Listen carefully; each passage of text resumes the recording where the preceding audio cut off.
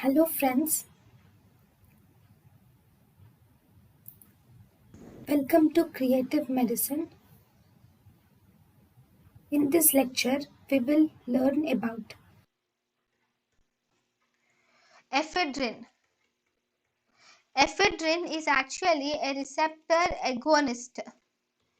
Ephedrine is a receptor agonist which along with ephedrine along with reuptake inhibitor. Ephedrine is a receptor agonist and it is a reuptake inhibitor. This ephedrine can cause tachyphylaxis where there is rapid development of tolerance is seen.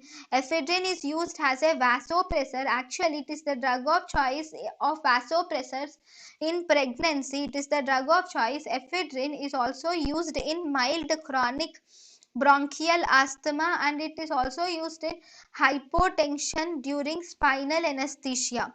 It is used in mild chronic bronchial asthma and for hypotension in spinal anesthesia. Ephedrine is occasionally used for postural hypotension and it is also used occasionally for nasal decongestant. thank you and thank you for watching.